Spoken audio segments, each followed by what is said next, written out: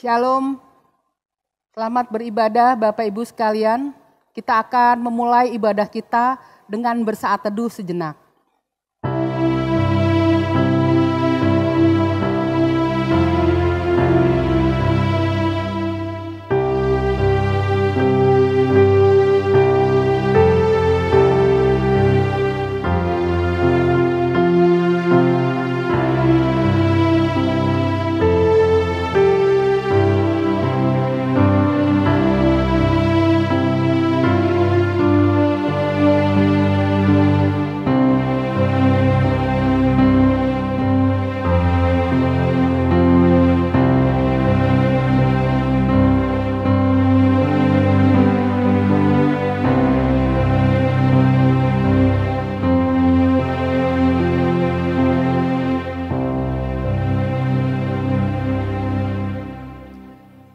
Bapak Ibu sekalian, kami undang untuk berdiri.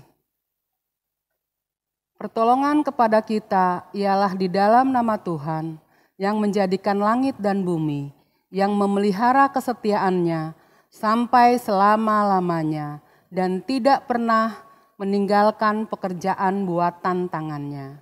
Kasih karunia dan damai sejahtera dari Allah Bapa kita dan dari Tuhan Yesus Kristus menyertai kita. Amin. Kita memuji Tuhan, besarlah Allahku.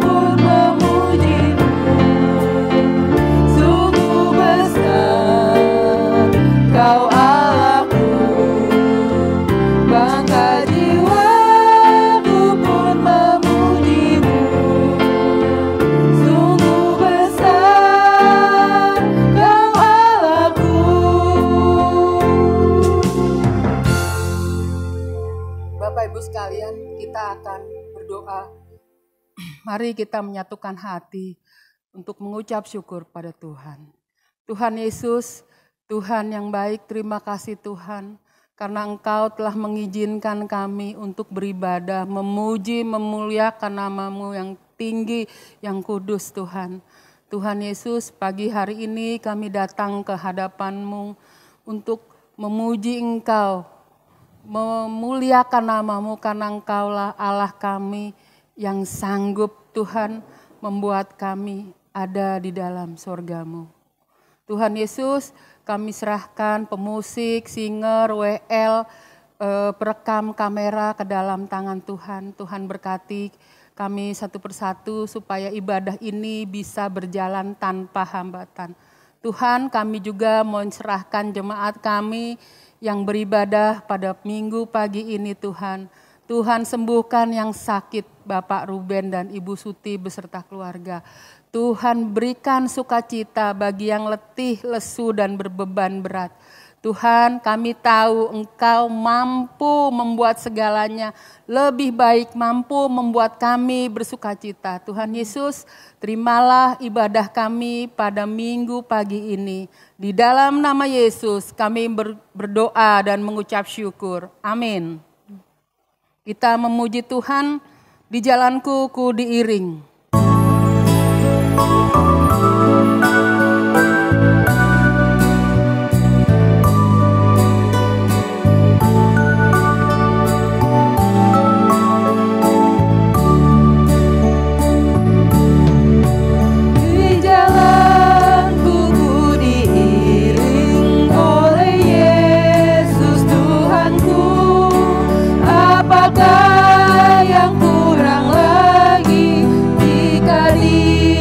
Paduku diberi damai surgawi, asal imanku teguh, suka duka dipakainya untuk kebaikanku, suka duka dipakainya untuk kebaikanku.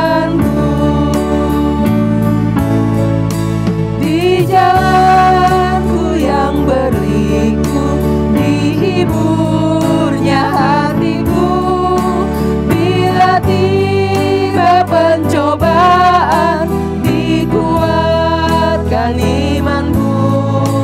Jika aku kehausan dan langkahku tak tetap, dari cadas di depanku datang air yang sedap, dari cadas di depanku datang air yang sedap.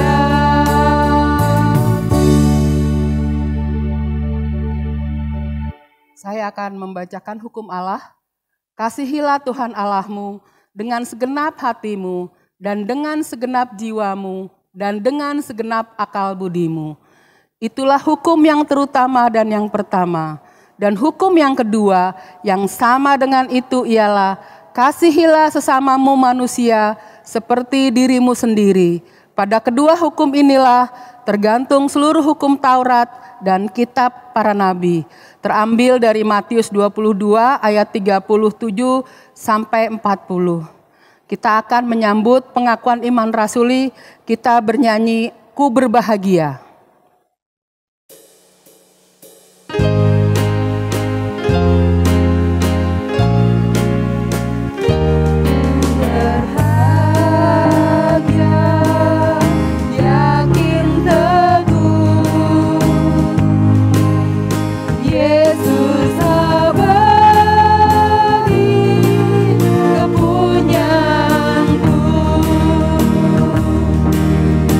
Aku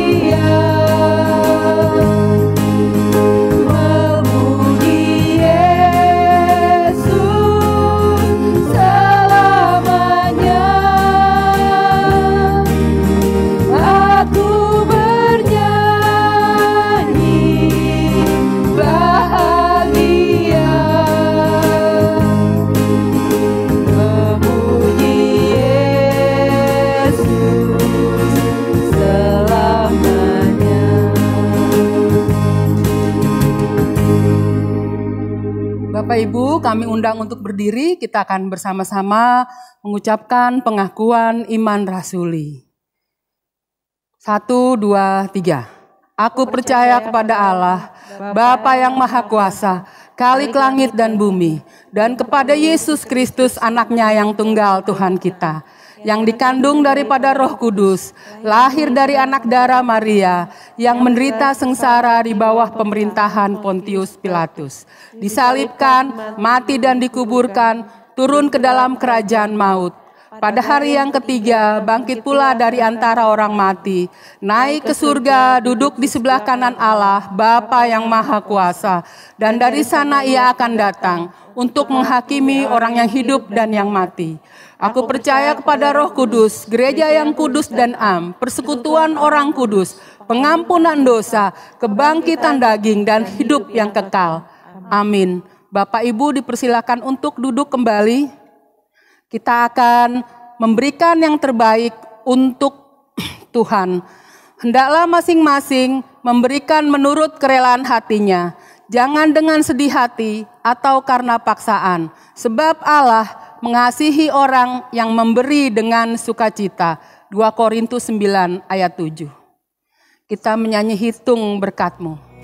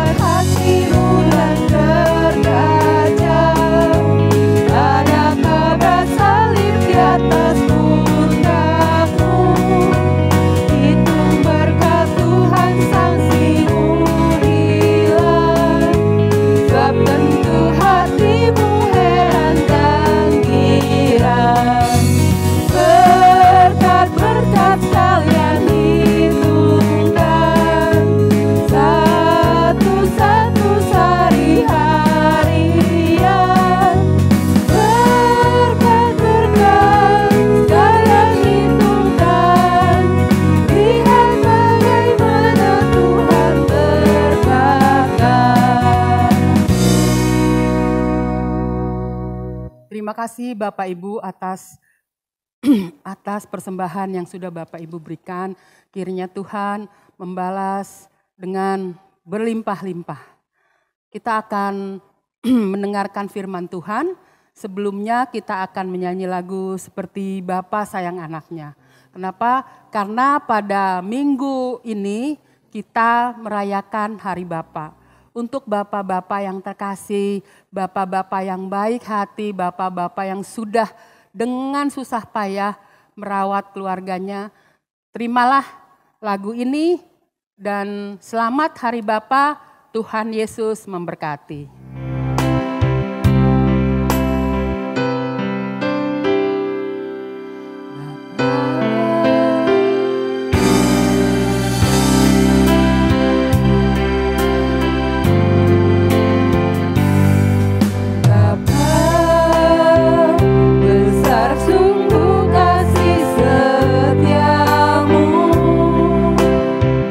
Nyata sungguh perlindungan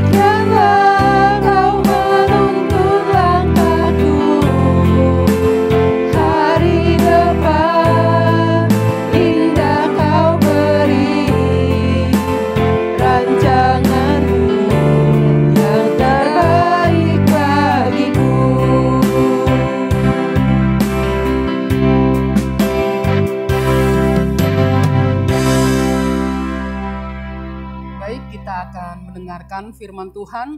Untuk hambanya kami persilahkan.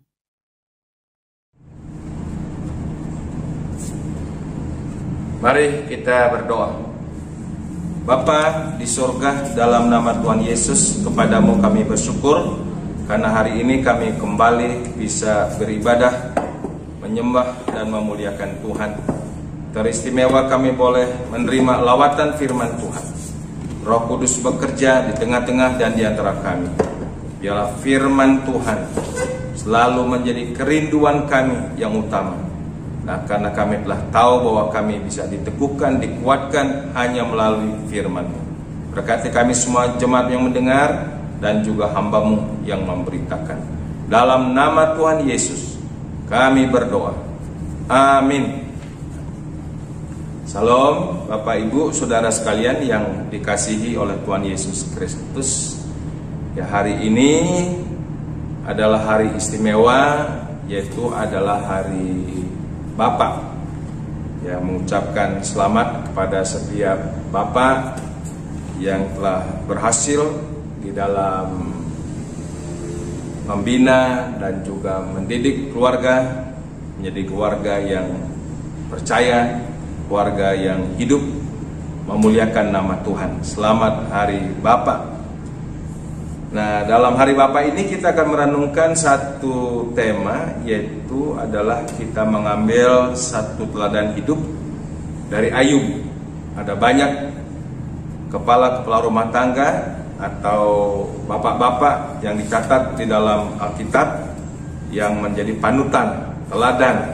Ya, ada Bapak Nuh, ada Bapak Abraham, Bapak Ishak, Yakub, dan juga banyak lagi yang lain. Nah, hari ini kita akan belajar dari pribadi Ayub sebagai bapak yang setia. Ya, Ayub, bapak yang setia. Saudara, seorang bapak dalam rumah tangga, di dalam posisinya dan juga fungsinya, memegang peran yang sangat penting karena dia ditetapkan oleh Tuhan menjadi leader atau pemimpin atau yang memegang tongkat kepemimpinan dalam rumah tangga. Jadi mau bagaimana arah keluarga itu atau bagaimana kondisi kualitas keluarga itu seorang bapak sangat memberikan satu peranan yang penting atau menentukan dalam arah kehidupan rumah tangganya yang betul-betul menjadi rumah tangga yang berkenan di hadapan Tuhan. Nah, bila hari Bapa ini merupakan satu perenungan dan juga penghayatan serta pengucapan syukur kepada kita setiap bapak di sini untuk bangga telah menjadi bapak sekian lama. Ada istri, ada anak-anak, mungkin sudah dikaruniai juga anak cucu. Ya, harus bangga dengan anugerah yang begitu besar. Seorang pribadi laki-laki yang disebut sebagai seorang suami atau sebagai seorang ayah atau sebagai seorang bapak atau yang kita boleh simpulkan sebagai bapak kepala rumah tangga. Saudara, kita akan membaca dari kitab Ayub pasal 42 ayat yang ke-10. Ya, saya terlalu percaya buat kita semua di sini jemaat tidak ada yang tidak pernah membaca kitab Ayub. Semuanya pasti telah membaca kitab Ayub dan sangat hafal tentang kisah Ayub ini. Namun biarlah dari sebuah kisah Ayub yang sangat luar biasa akan memberikan sebuah pelajaran penting bagi kita semua. Khususnya kita melihat dari perspektif Ayub sebagai seorang kepala rumah tangga atau sebagai seorang bapak yang setia. Saya membaca ayat yang ke-10 dari Ayub pasal 42. Lalu Tuhan memulihkan keadaan Ayub setelah ia meminta doa untuk sahabat-sahabatnya, dan Tuhan memberikan kepada Ayub 2 kali lipat dari segala kepunyaannya dahulu. Terpujilah Tuhan. atas firman-Nya. Berbahagialah kita semua yang selalu mengasihi firman, merenungkan, menyimpan, serta melakukannya dalam hidup kita hari lepas hari. Saudara, jadi jelas dikatakan setelah ada pemulihan, berarti ada sesuatu kehidupan dimensi yang merupakan sebuah proses perjalanan hidup yang harus dilalui oleh Ayub dalam perjuangan pribadinya, dalam imannya kepada Tuhan, ataupun perjuangan kehidupannya sebagai kepala rumah tangga, perjuangan rumah tangganya yang juga masuk dalam sebuah proses ujian yang terlalu amat berat yang harus dilalui oleh Ayub. Sehingga kita bukannya melihat endingnya saja setelah ada pemulihan, tapi ada sesuatu yang dijalani oleh Ayub yang begitu sangat tragis dalam ujian dan pencobaannya, sampai akhirnya dia mengalami sebuah pemulihan dalam hidup pribadinya kepada Tuhan, pemulihan dalam hidup rumah tangganya termasuk, karena yang dipulihkan bukan hanya Ayub secara pribadi, tapi Ayub beserta dengan keluarganya. Nah, ini yang sangat luar biasa yang kita belajar pada hari ini, supaya kalau kita Tuhan izinkan masuk lembah-lembah sebuah proses kekelaman hidup ini, dan pada akhirnya kita boleh mengalami sebuah pemulihan yang sangat luar biasa. Karena kita tahu kehidupan Ayub itu secara ekonomi hancur-hancuran, secara keluarga juga hancur-hancuran, tetapi dahsyat luar biasa dari sebuah proses yang begitu sangat luar biasa, Ayub mengalami namanya sebuah pemulihan. Nah, apa rahasianya? Nah, rahasianya terletak kepada satu kesetiaan seorang pribadi Ayub kepada Tuhan. Setia dalam imannya, setia dalam perjuangannya, setia dalam sebuah proses Tuhan dalam hidupnya. Ini menjadi kunci, sehingga Ayub mendapatkan sebuah jawaban dan mendapatkan sebuah pemulihan yang total dalam hidupnya dan juga rumah tangganya. Saudara, kata setia ini sangat menarik, karena lewat kata setia ini, kalau kita betul berjuang memiliki kualitas kesetiaan seperti standar Alkitab, kata setia itu membawa berkat, berkat yang berkelimpahan. Ada 3 hamba diberi talenta, yang 1 5, yang 1 2, dan yang satunya 1. Pertama dan yang kedua, dia betul-betul berproses dalam kesetiaannya, berjuang dan bertanggung jawab, sehingga pada akhirnya kedua hamba yang setia itu menerima berkat yang sangat luar biasa dari Tuhan, bahkan berkat kehidupan kekal, kebahagiaan bersama dengan Tuhan. Itu saudara, kata setia ini sangat luar biasa. Maka dalam kitab Amsal pasal 20 ayat 6, orang yang setia siapakah yang menemukannya? Waduh, kalau kita ditemukan sebagai pribadi yang setia oleh Tuhan, ini pribadi yang dahsyat, luar biasa, karena dicari seorang pribadi yang setia. Orang setia siapakah menemukannya? Berbahagialah saudara dan saya, bila Tuhan datang kelak pada kali yang kedua, ditemukannya kita seperti hamba yang pertama, yang kedua setia. Pasti yang kita terima berkat yang limpah, termasuk berkat kehidupan yang kekal. Percaya itu. Amsal 19 ayat 22, sifat yang diinginkan pada seseorang itu apa? Setianya.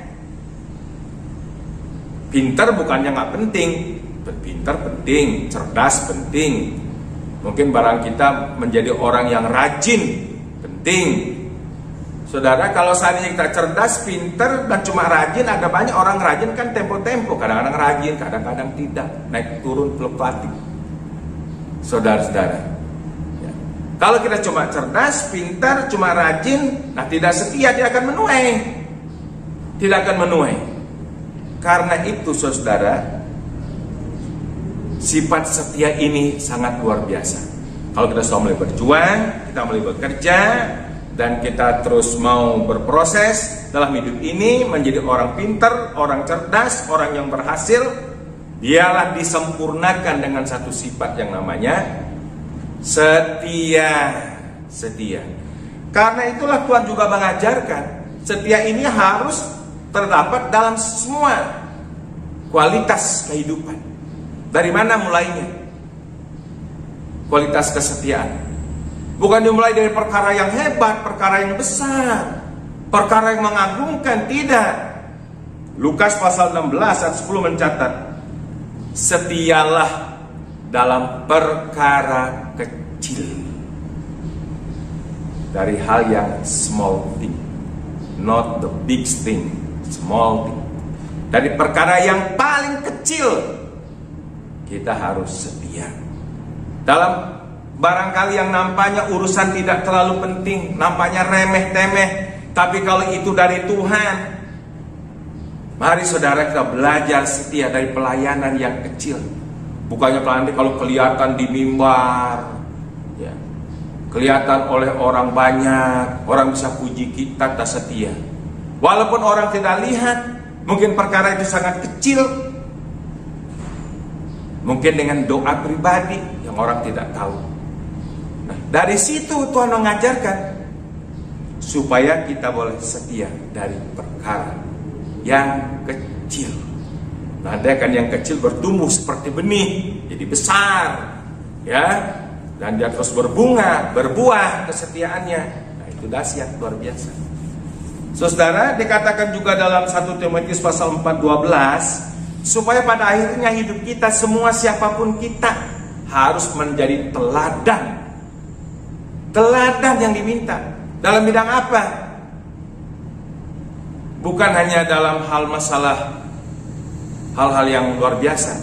Teladan dalam kesetiaan. Itu nasihat Tuhan dari Paulus kepada anak rohaninya bernama Timotius. Wah. Saudara, kita akan melihat hal ini ya secara komprehensif dan definitif dalam pribadi Ayub. Ya, yang sering orang kenal dia itu adalah pribadi yang sangat menderita.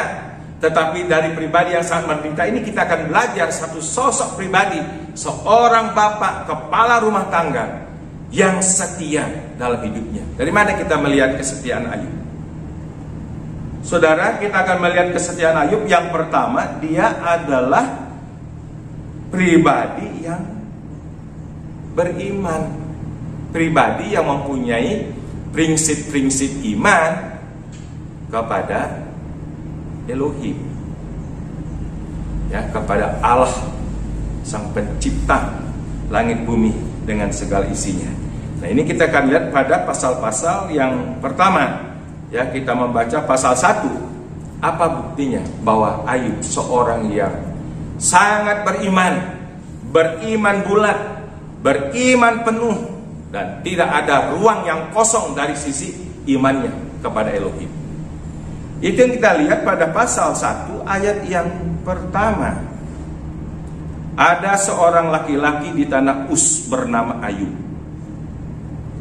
Orang itu saleh dan jujur. Ia takut akan Allah dan menjauhi kejahatan. Jadi sangat lengkap di sini keterangannya sebagai satu pernyataan yang eksplisit. Secara tindakan perbuatan, Ayub itu orang beriman. Jadi imannya bisa dilihat dari apanya? Dari karakternya, dari sifat-sifatnya, dari tindakan perbuatannya. Karena memang itu iman yang hidup. Iman yang hidup itu pasti termanifestasi di dalam tindakan dan perbuatan.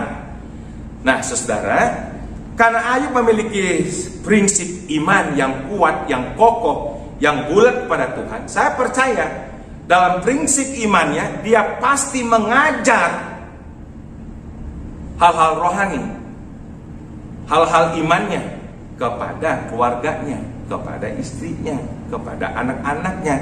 Percaya bahwa Ayub percaya kepada Elohim, istrinya pasti percaya kepada Elohim, semua anak-anaknya pasti percaya kepada Elohim, dan berpegang kepada pengajaran-pengajaran Elohim. Itu mah sudah naluri, ya, baik naluri secara rohani maupun naluri secara jasmani, ya, karena memang dia sudah memiliki satu kualitas iman yang teguh, dan iman yang teguh itu ditunjukkan lewat tindakan dan perbuatannya. Saya mengambil ilustrasi gampang aja, saudara. Setiap orang yang memiliki asas kepercayaan dalam agama manapun juga, ya, kalau dia seorang ayah, dia pasti akan mengajarkan prinsip-prinsip iman sesuai dengan kepercayaannya. Pasti agama A, B, C. Nah, saya percaya juga Ayub dalam kepercayaannya kepada Tuhan, kepada Elohim, pastilah dia memberikan pengajaran dari iman percayanya kepada Elohim, dan memberikan contoh teladan kepada keluarganya, saudara. Dan ini ditunjukkan, ya, bukan sewaktu-waktu, tetapi terus dilakukan di dalam hidupnya. Nah, karena itulah hal yang pertama, kesetiaan Ayub sebagai seorang bapa itu dilihat dari prinsip imannya, pengajaran imannya, perjalanan imannya, dan juga tindakan imannya. Itu komprehensif, menjadi sebuah hal yang utuh untuk keluarganya. Nah, saudara, yang kedua, kesetiaan Ayub ini, atau dia sebagai seorang bapak yang setia, bisa dilihat dari kasihnya kepada keluarga, kasih sayangnya kepada keluarga. Nah, ini yang kita baca, yang kedua, pasal 1 ayat yang kelima.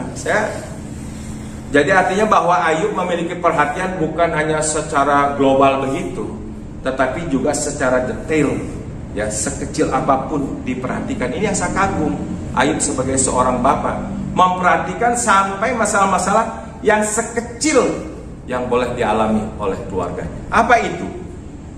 Saudara, dikatakan demikian pada ayat yang kelima pasal 1. Setiap kali apabila hari-hari pesta telah berlalu, Ayub memanggil mereka dan menguduskan mereka. Keesokan harinya pagi-pagi bangunlah Ayub, lalu mempersembahkan korban bakaran sebanyak jumlah mereka sekalian. Sebab pikirnya, mungkin anak-anakku sudah berbuat dosa dan telah mengutuki Allah dalam hati.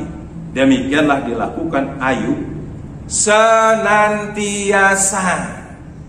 Jadi Ayub menaruh perhatian kepada kehidupan rohani anak-anaknya, ya. Jadi dia menjaga jangan sampai anak-anaknya melanggar dan berdosa kepada Tuhan. Kalau sampai memang anak-anaknya berdosa, maka Ayub mempersembahkan korban kepada Tuhan langsung di saat itu. Nah, ini berbicara tentang sebuah perhatian kasih sayang dari seorang bapak. Saudara, Tuhan telah mengasihi kita dan memberikan pada kita ini sebuah otoritas kasih atau kuasa kasih. Apa yang Tuhan harapkan kepada kita sebagai pribadi yang menerima kasih dari Tuhan, supaya kita berjuang dalam kasih. Kita harus membangun keluarga kita di dalam kasih. Kita sebagai seorang bapak harus mendesain keluarga kita dalam kasih Kristus. Bukan hanya sekedar, ya, memberitakan tentang kasih, tetapi harus menjadi teladan kasih. Tidak hanya cukup teladan kasih, betul-betul ada sebuah energi yang digerakkan. Kita ini sebagai kepala rumah tangga, keluarga kita ini mau apa? Keluarga yang bagaimana yang kita inginkan ke depan? Untuk istri kita, untuk anak-anak kita. Makanya saudara, kita tidak hanya cukup mengenal kasih, menerima kasih, atau mendemonstrasikan kasih, tapi betul-betul ada sebuah perjuangan di dalam kasih itu. Kita sebagai keluarga rumah tangga, kita mau membentuk keluarga yang bagaimana? Keluarga yang bagaimana yang diinginkan? Otomatis kita boleh bertanya kepada Tuhan. Keluarga inginnya kita menjadi keluarga ilahi di bumi. Keluarga yang melahirkan keturunan ilahi. Keluarga yang bisa bersaksi tentang nama Tuhan. Keluarga yang bisa memuliakan nama Tuhan. Keluarga yang bisa terus hidup memperkenankan, menyenangkan hati Tuhan. Karena Tuhan mempunyai rencana khusus dalam setiap keluarga, supaya kita keluarga ilahi di muka bumi ini bisa bersaksi tentang kasih-Nya yang menyelamatkan orang-orang berdosa. Ditempatkan kita di atas muka bumi yang penuh dengan banyak masalah ini. Disinilah Tuhan mempunyai tujuan untuk setiap keluarga, supaya kita menjadi keluarga yang bersaksi tentang nama Yesus, satu-satunya juru selamat. Nama Yesus yang ajaib, yang memberikan satu anugerah kepada setiap manusia untuk diselamatkan. Itu tujuan Tuhan, saudara. Nah, makanya Ayub di sini luar biasa. Kita belajar. Dia memperhatikan sampai sekecil-kecilnya dengan pesta anak-anak yang diperhatikan. Jangan-jangan sampai anakku berdosa. Dia datang sebagai imam untuk mempersembahkan korban, memohon pengampunan dari Tuhan. Jangan sampai anak-anakku menjadi aib, menjadi orang-orang yang tidak berkenan di hadapan Tuhan. Nah, itu saudara sebuah tekad niat Ayub yang sangat kuat sebagai bentuk bapak yang setia. Dia tunjukkan di dalam kasih sayangnya terhadap semua anak-anaknya, termasuk juga istrinya. Saudara, ini sangat dahsyat, luar biasa. Ya, jangan diragukan lagi. Ayub adalah memang bapak yang sangat setia dalam hidupnya. Dimulai dari mana? Dari dirinya sebagai bapak yang setia, terus termanifestasi dalam iman yang hidup dalam perbuatan dan nyata tindakannya. Bagaimana dia harus meliding, mengarahkan untuk keluarganya selalu menjadi keluarga yang berkenan di hadapan Tuhan, menjadi keluarga jangan sampai berdosa kepada Tuhan. Maka perannya untuk terus datang pada Tuhan, memohon ya satu pengampunan lewat menyampaikan korban kepada Tuhan. Itu yang kedua. Saudara, yang ketiga, kesetiaan Ayub ini bisa dilihat di dalam proses perjuangan imannya. Proses perjuangan imannya. Ini yang ketiga. Ya, yang pertama tadi kita melihat Ayub bapak yang setia dari pribadi prinsip imannya. Yang kedua dari bentuk kasih sayangnya secara utuh dan total kepada keluarganya. Yang ketiga kita melihat, saudara, ini hal yang sangat mengagumkan. Tatkala Ayub diizinkan masuk ke dalam sebuah proses ujian iman yang sangat dahsyat dan luar biasa. Itu dicatat dari Ayub pasal 1 ayat yang ke-6 sampai Ayub pasal 42 ayat yang ke-6. Saudara, kita melihat sebuah prepossession ayat 1 sampai 5, dan ayat kita masuk dalam sebuah inti konten proses penderitaan Ayub ini, ujian iman Ayub ini, sampai pasal 42, pasal akhir ayat yang ke-6, sampai terus berujung kepada sebuah kemenangan, teriakan kemenangan. Ada sebuah pemulihan yang dahsyat luar biasa dari Tuhan kepada Ayub pribadi dan keluarganya. Saudara, di sini ada proses ujian iman, sudah jelas. Ada proses ujian karakter hidup. Jadi karakter Ayub ini diproses oleh Tuhan, yaitu proses kesetiaan, proses ketekunan, ya proses pengenalannya akan Tuhan. Kalau saudara membaca ini sangat indah sekali kitab Ayub ini. Saudara, Ayub juga adalah manusia biasa, bukan manusia super. Dia memiliki luar biasa hal-hal yang sangat mengagumkan positif dalam hidupnya. Tetapi tetap Ayub bukanlah manusia sempurna. Dia manusia yang terbatas banyak kelemahan. Baik itu ya dalam imannya dia pernah jatuh sedikit dalam sebuah bayang-bayang kekecewaan dan juga ketawaran hati. Dia sedikit rasa jenuh dalam hidupnya. Dia juga tidak seutuhnya bisa mengenal akan Tuhan. Pengertiannya terbatas. Saudara, dalam ujian yang berat itu Tuhan izinkan Ayub banyak hal yang tidak dimengerti. Namun satu hal yang luar biasa, sekalipun Ayub memang terbatas, tidak mengerti, dan juga sedikit banyak dia juga mengalami kelesuan mengalami sebuah keraguan dalam imannya. Namun tetap dalam sebuah proses perjuangan, Ayub meyakini Tuhan mempunyai rencana yang luar biasa lewat proses ini. Nah, karena itu kita lihat saudara pada bagian terakhir sebelum dipulihkan, Ayub juga mengakui kekurangan kelemahannya, keterbatasannya. Di mana? Pasal 42. Ya, ayat yang pertama sampai yang ke-6 kita baca. Maka jawab Ayub kepada Tuhan, aku tahu bahwa engkau sanggup melakukan segala sesuatu dan tidak ada rencanamu yang gagal. Firman-Mu, siapakah dia yang menyelubungi keputusan tanpa pengetahuan? Itulah sebabnya tanpa pengertian aku bercerita. Tanpa pengertian, menyadari kekurangannya. Tentang hal-hal yang sangat ajaib bagiku dan yang tidak ku ketahui. Firman-Mu dengarlah, maka akulah yang akan berfirman. Aku akan menanyai engkau, supaya engkau memberitahu aku. Hanya dari kata orang saja aku mendengar tentang engkau, tetapi sekarang mataku sendiri memandang engkau.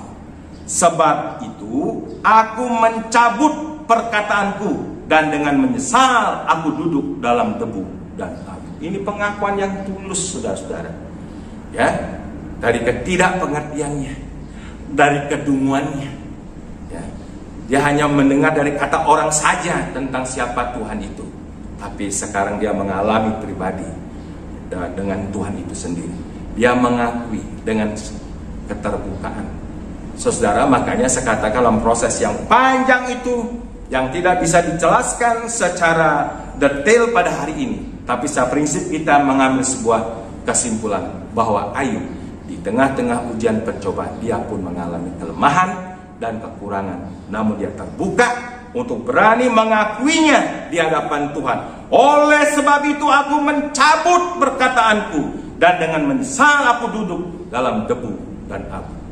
Atas semua pengakuan ini, saudara, Tuhan menyatakan kasih-Nya yang luar biasa, rencananya yang utuh melalui Ayub ini, sehingga Ayub dipulihkan secara total, bahkan diberkati lebih daripada yang sebelumnya. Nah, karena itulah saudara, pada 10 ini kita sungguh bersyukur.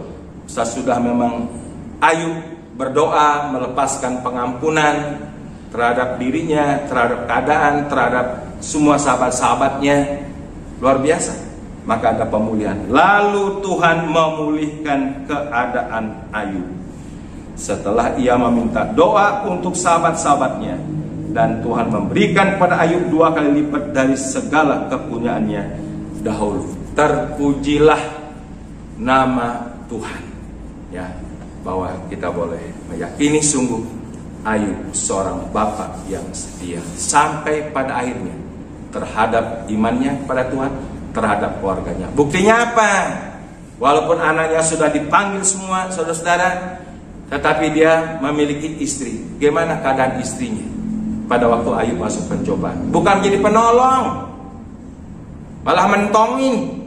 Nah, itu kita lihat dalam pasal yang kedua. Pada waktu Ayub masuk dalam sebuah proses ujian, istrinya berkata demikian, ayat 9 dan 10. Maka berkatalah istrinya kepadanya, masih bertekunkah engkau dalam kesalehanmu? Kutukilah Allahmu dan matilah.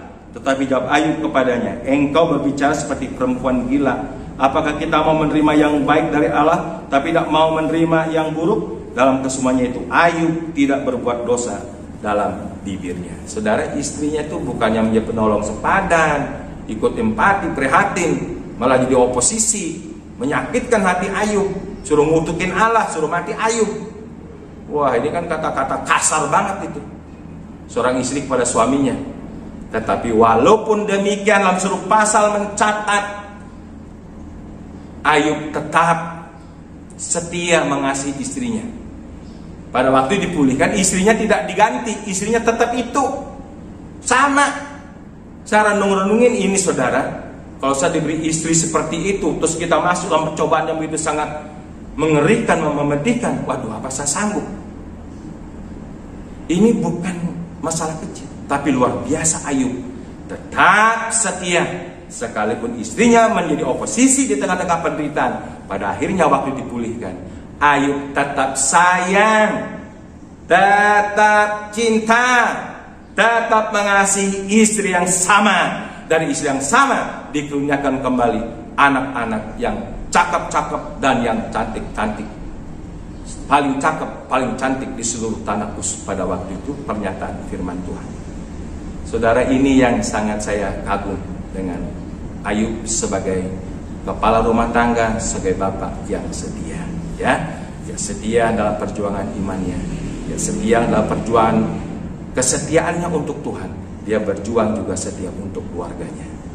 Waduh, biarlah kiranya kehidupan Ayub ini menginspirasi, memotivasi setiap kita, khusus setiap bapak yang hari ini adalah hari bapak, ya, betul-betul menjadi pribadi yang tetap setia sekalipun di tengah ujian yang sangat berat seperti Ayub.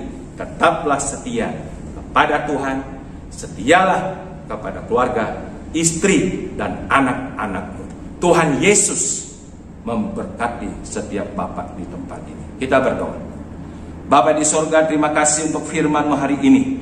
Bila kiranya pribadi Ayub sebagai seorang kepala rumah tangga, sebagai seorang bapak yang sangat setia, sekalipun masuk sebuah proses ujian yang sangat berat, namun dia boleh tetap mengalami sebuah kemenangan dalam iman percayanya, dalam pengharapannya, di dalam kasihnya, dan juga dalam kesetiaannya. Dan dia tetap berkeluarga yang utuh oleh karena kebaikan dan kemurahan Tuhan. Terpujilah Allah kami kekal, dalam nama Yesus kami berdoa. Amin. Bapak Ibu sekalian, kita akan mengakhiri ibadah kita pada pagi hari ini. Kita akan menyanyikan doksologi. Setelah itu kita akan menerima doa syafaat, doa persembahan, dan doa berkat.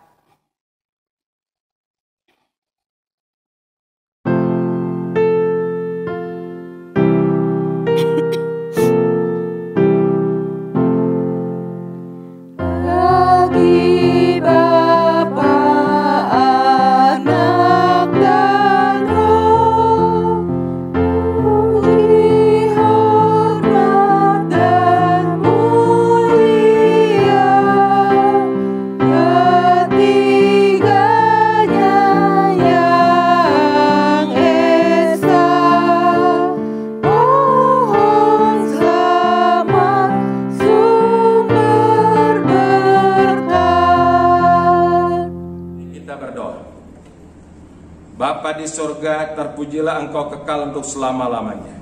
Karena kami hari ini boleh diberkati dengan ibadah dan firman Tuhan. Kami berdoa untuk setiap bapak, siapapun di sini, agar kami berjuang di tengah-tengah situasi apapun, entah senang, entah susah, entah berat, entah ringan, suka dan duka. Kami akan tetap berjuang menjadi bapak yang setia untuk setiap rumah tangga kami. Kami percaya, jikalau kami betul-betul menjadi pribadi seperti Ayub yang setia dalam hidupnya, memperjuangkan kehidupan iman dan juga keluarganya, kami percaya juga kami diberkati oleh Tuhan. Terima kasih, kami menyerahkan semua jemaat Kelapa Gading, biar mereka tetap hidup di dalam kesetiaan kepada Tuhan, dalam iman percayanya kepada Engkau, dalam pengiringannya, dalam pelayanannya kepada Tuhan. Berkati setiap jemaat yang hari ini datang beribadah, membawa segala persembahan kepada Engkau, baik itu persembahan perpuluhan, persembahan syukur, sukarela, dan lain sebagainya. Tuhan memberkati, walaupun dengan masa sulit, kami tetap boleh diberikan satu kekuatan berjuang, memberi persembahan kepada Tuhan. Kami berdoa ya Tuhan juga untuk semua hal yang sedang diproses di Kelapa Gading, yaitu adalah proses pemilihan majelis baru. Mohon pimpinan penyertaan Tuhan supaya akan terpilih adalah pribadi-pribadi yang duduk dalam kemajelisan, yang mengerti panggilan Tuhan secara rohani, dan mereka bisa bekerja dengan maksimal bagi Tuhan dan juga untuk mengembalakan jemaat-Mu di Kelapa Gading ini. Terima kasih Tuhan, berdoa untuk pemerintah bangsa negara kami Indonesia. Tuhan, di tengah-tengah sebuah tekanan COVID Corona yang terus berlanjut ya Tuhan dengan varian yang baru, biarlah kami tak lelah dan kami tetap berjuang. Biarlah kiranya Tuhan memberikan kekuatan, kemampuan, pelaksanaan vaksinasi yang terus dijalankan, dan juga perjuangan-perjuangan untuk tetap melakukan protokol kesehatan kami lakukan dengan baik, supaya pada akhirnya Indonesia pun boleh lepas daripada serangan ataupun wabah virus corona ini. Terima kasih, berdoa untuk program-program yang lain, baik itu di bidang politik, sosial, ekonomi, pendidikan, kesehatan, dan lain sebagainya. Tuhan memberkati supaya pemerintah kami akan terus berjuang untuk maju di bawah kepemimpinan Bapak Presiden Jokowi. Biarlah kiranya kami boleh bekerja bersama-sama pusat daerah untuk terus melanjutkan sebuah perjuangan untuk mencapai satu tujuan yang luhur ke depan, yaitu adalah kemakmuran bagi rakyat Indonesia. Berkati gereja Sang Kristus penjajah lokal, kami akan juga bersiap menyerahkan sedang raya, bila semua dipersiapkan dengan baik. Semua teman-teman, semua rekan-rekan boleh melakukannya dengan maksimal. Terima kasih Bapak, inilah doa syafaat dan doa persembahan yang kami boleh bawa dalam nama Tuhan Yesus, yang mengajar doa demikian. Bapa kami di surga, dikuduskanlah nama-Mu. Datanglah kerajaan, jadilah kehendak-Mu di bumi seperti di surga. Berilah pada hari ini makan kami secukupnya, dan ampunilah kesalahan kami seperti kami sudah mengampuni orang lain yang bersalah pada kami.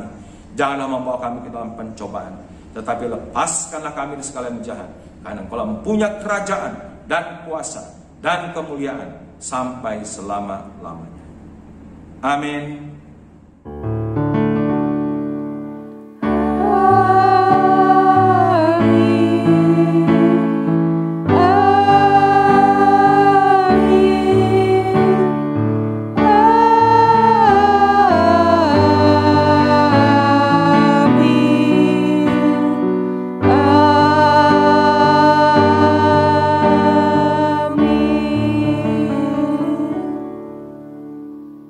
Ibadah kita telah selesai.